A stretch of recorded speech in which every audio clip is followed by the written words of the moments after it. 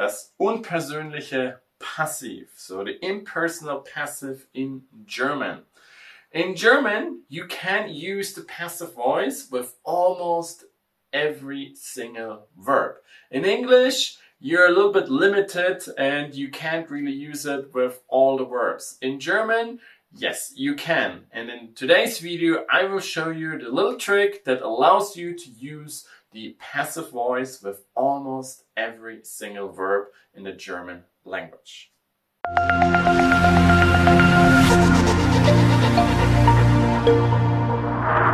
Hi, my name is Jan and I'm your German teacher here on EasyDeutsch, your YouTube channel for German grammar. Today's topic is the German passive voice again, and more detailed, the impersonal passive, so das unpersönliche Passiv.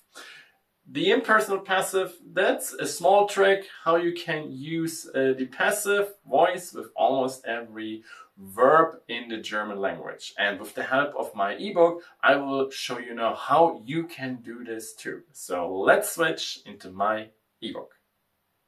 So we're here now in my ebook, German Grammar Explained Easily. Today's topic is the impersonal passive. So that's the passive that is a little bit special compared to the regular process passive or Vorgangspassiv in German. So let's find it here in my table of content. There we go. So let's zoom in and let's have a look. Because in my previous lessons, you've learned that the passive is only possible if we have an accusative object in the active sentence. But there is a small trick around this, and this small trick is officially called impersonal passive. Because if there is no accusative object, we can simply take the pronoun as a placeholder for the accusative object, and then we can create the passive as long as it's actually an action. So verbs that do not describe an action, just to state, there it's impossible. But everything that describes an action can create the passive voice with this simple trick by using the s. Also, we can do this with adverbial phrases, what that is and how it works later. And very important for you, a dative object always remains a dative object in the passive voice. So whatever is dative stays dative. It does not change. So you can never take a dative word and make it the subject of the passive sentence. Whatever is dative case in an active sentence will stay dative in the passive voice sentence. Only accusative can switch to the nominative because it becomes the subject, because the dative case can never be used to perform the action. But that's exactly what accusative is. So that's why we always use the accusative noun as the subject. If you're still not so sure what's the difference between accusative and dative, please check out my videos about the cases. There I will explain everything to you in detail. But what's important right now is the impersonal passive. And it's easier if I show you everything with the help of an example. So for example, we have here the active sentence, mein Sohn hilft mir. So my son helps me. There is no accusative like you can see here. We only have the nominative, so the person who performs the action, my son, and then we have dative. And that's it. Who is my son helping? He's helping me. But we can create a passive sentence simply by adding s. So es wird mir geholfen. Here it's absolutely unknown who is helping. I mean, we knew from active it's the son, but here with the passive sentence, we don't know if it's the son, if it's the mom, if it's a friend, if it's somebody. It's just somebody is helping me here. So I get help. In English, you can't really do that. In German, you can.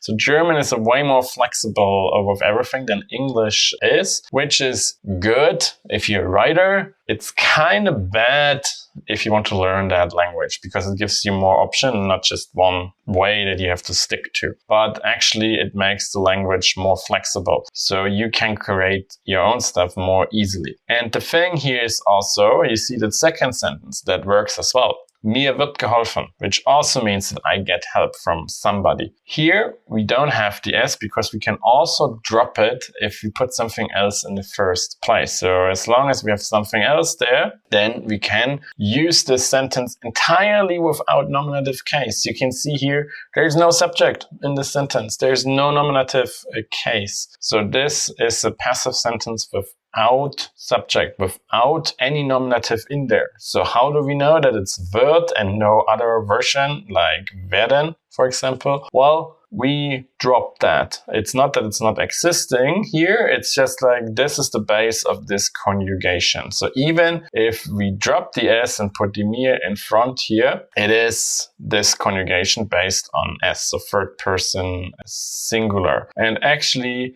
you cannot put the S anywhere else than first place. If it's the placeholder for the subject here in a passive sentence, it can only be in position 1. If it's not in position 1, you just drop it because you put something else there. Another example here is niemand hört dem Lehrer zu. Dem Lehrer wird zugehört oder nicht zugehört. Es wird dem Lehrer zugehört. So this is the same thing. Dative stays dative.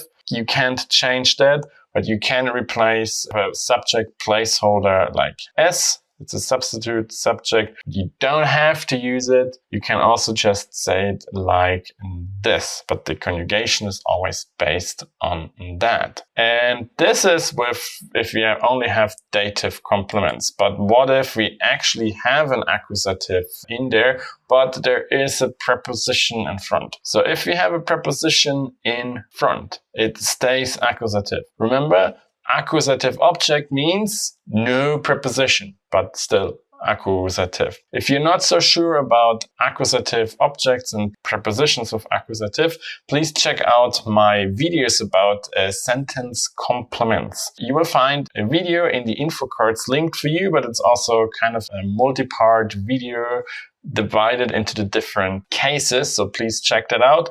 This will be the next series right after passive, so if you're watching this right on publication, please wait like a few days, then I will publish the videos about this sentence complements. That's how it's officially called. So here we have der Mann wartet auf mich. So the man is waiting for me. Here we can create a passive with simply putting the accusative in front. Auf mich wird gewartet, but due to the preposition, it stays accusative.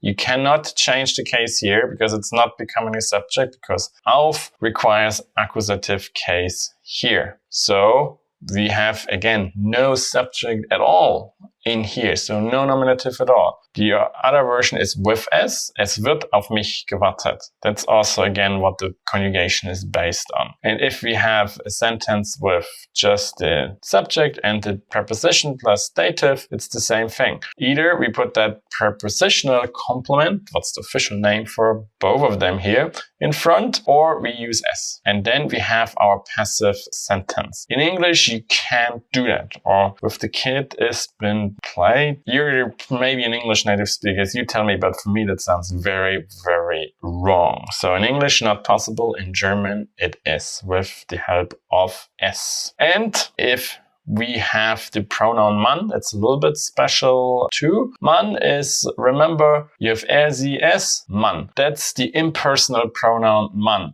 Mann doesn't refer to any specific gender. It's just usually, that's the general you. So if you say like, in terms of everybody, or you go there, and you just mean this in general, if you see it on a sign, something like this, it's not referring to a single person or a specific group, just to anybody. That's when you use man. For example, in Italian, isst man viel pizza. So in Italy, you eat a lot of pizza. That's just something, a general thing. Man doesn't exist in passive voice. So in passive voice, you can't use man. But you can do it like before, leave it out and make the passive sentence out of it, or use S. So es wird viel Pizza in Italien gegessen, or in Italien wird viel Pizza gegessen, or not written here, but also possible, viel Pizza wird in Italien gegessen. Another example, man raucht in Bayern wenig. So in Bayern, well, I try the word by word. In Bavaria, people smoke little, or there's people smoke little. Yeah, you smoke little in Bavaria, and in passive voice, in Bayern wird wenig geraucht. So in Bavaria, a little is been smoked, word by word. Es wird in Bayern wenig geraucht. Both mean the same. And if you actually paid attention here, we have accusative here. This is accusative. This is the accusative object. So this means you can do the S even with an accusative object. It doesn't matter if you have one or not. You can always do it. But if you don't have one, that's when you have to do it that way. But we could also say here, if we say viel Pizza wird in Italien gegessen, this is nominative case. So this is our subject. It is our subject in here too. But we can also use this in the regular normal passive voice, like die Polizei hat den Täter gefasst. So the police caught the person who committed the crime, the criminal. And this is the accusative object here, no preposition in front, accusative case. And in passive, we have der Täter wurde von der Polizei gefasst, or es wurde der Täter von der Polizei gefasst. So both versions are possible. So you can always use the S version if you want, but it has to be in the first position. If it's not in front, you don't use the S. As a short summary, you always use it with S if there is no accusative object in the sentence. Remember, if you want to check out what is an accusative object, the video linked in the info cards.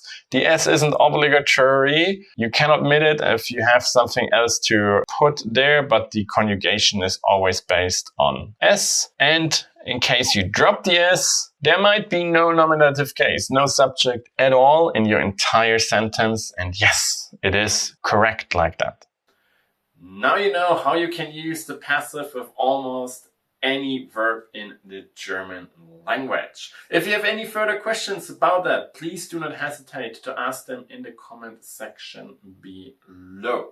And if you want to support me, it's a great support if you share my video with your friends, if you like my video, and if you haven't done it yet, of course, if you subscribe to my YouTube channel.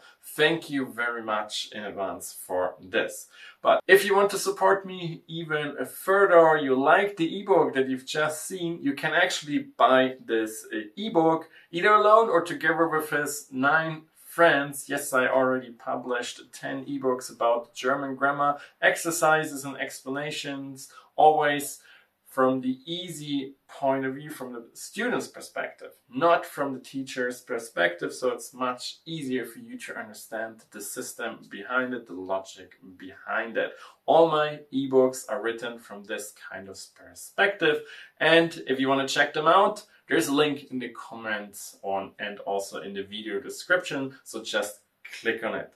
And then I hope I will see you again in one of my other videos. And until then, viel Spaß und Erfolg beim Deutschlernen.